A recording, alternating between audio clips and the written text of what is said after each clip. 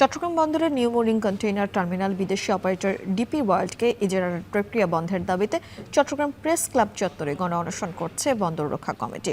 সেখানে আছেন হাজেরা শিউলি, যুক্ত হচ্ছে তার সঙ্গে। শিউলি, অনশনের কারণ কি এবং শ্রমিক নেতারা যারা রয়েছেন তারা কি বলছেন?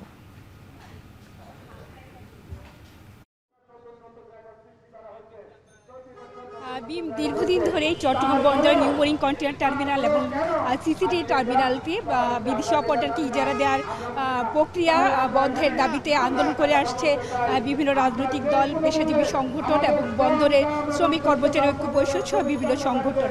এবং এই যে এনসিটি ডিপি ওয়ার্ল্ডকে ইজারা দেওয়ার প্রক্রিয়াটি শুরু হয় আসলে 2019 সালে, এবং তখন যে একটি এমইউ হয়েছিল সংযুক্ত আরব আমিরাত সরকারের সাথে, সেই এমইউর আলোকে সর্বশেষ বর্তমান বিএনপি সরকার সেটি এগিয়ে নিচ্ছে এবং বর্তমানে সেটি প্রায় চূড়ান্ত পর্যায়ে রয়েছে বলে বিভিন্ন সূত্রে জানা গেছে। এবং শ্রমিক নেতারা বলছেন সরকার এবং বন্দর কর্তৃপক্ষ যেসব অজুহাতে বা যেসব দাবি তুলে আসলে এই লাভজনক টার্মিনালটি ডিপি ওয়ার্ল্ডকে দেওয়ার কথা বলছে সেগুলো আসলে সঠিক নয় এবং সত্য নয়। এবং তারা বলছেন যে দেশের স্বার্থ জলাঞ্জলি দিয়ে এই লাভজনক টার্মিনালটি বিদেশি অপারেটরকে দেওয়া হলে একদিকে যেমন দেশের বন্দর ক্ষতিগ্রস্ত হবে, অন্যদিকে ভূ রাজনৈতিক অবস্থান এবং দেশের জাতীয় সম্পদ, কৌশলগত নিরাপত্তা এবং বন্দরের এনসিটির পাশে যেসব সরকারি বেসরকারি স্থাপনা এবং নৌবাহিনী স্থাপনা রয়েছে সেগুলোর জন্য খুবই ঝুঁকিপূর্ণ হবে। এবং আসলে প্রকৃতপক্ষে বিদেশি অপারেটরকে দিলে বন্দর লাভজনক হবে না, এখানে বেশিরভাগ টাকাই বিদেশে চলে যাবে এবং বন্দর খুব অল্প সংখ্যক টাকা অর্থ পাবে বা মুনাফা হিসেবে। তাই তারা বলছেন যে সম্পূর্ণ প্রস্তুত একটি টার্মিনাল, এবং যে টার্মিনালটি বছরে প্রায় 13 লাখ ডিস কন্টেনার হ্যান্ডলিং করে এবং বন্দরে সিংহভাগ আয় আসে এই টার্মিনাল থেকে।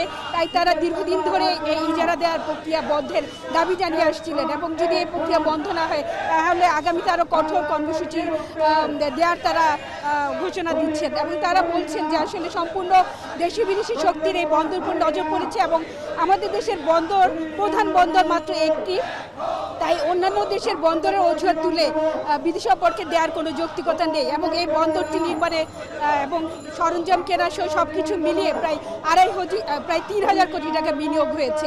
তাই নতুন করে এই বন্দরে আর বিনিয়োগের কোনো সুযোগ নেই। এবং ইতিমধ্যে কিন্তু সক্ষমতার অতিরিক্ত এই টার্মিনালটি কন্টেইনার হ্যান্ডলিং করছে। তাই সব কিছু বিবেচনায় নিয়ে তারা বলছেন যে ডিপি ওয়ার্ল্ডকে ইজারা দেওয়ার প্রক্রিয়া বন্ধ করতে হবে। তো বিকেল 4টা পর্যন্ত এই কর্মসূচি চলবে। এই ছিল আমার কাছে এখনকার মতো চট্টগ্রাম বন্দর রক্ষা কমিটির অনশন কর্মসূচির সবশেষ। চট্টগ্রাম থেকে সরাসরি যুক্ত হয়েছিলেন হাজেরা শিউলি।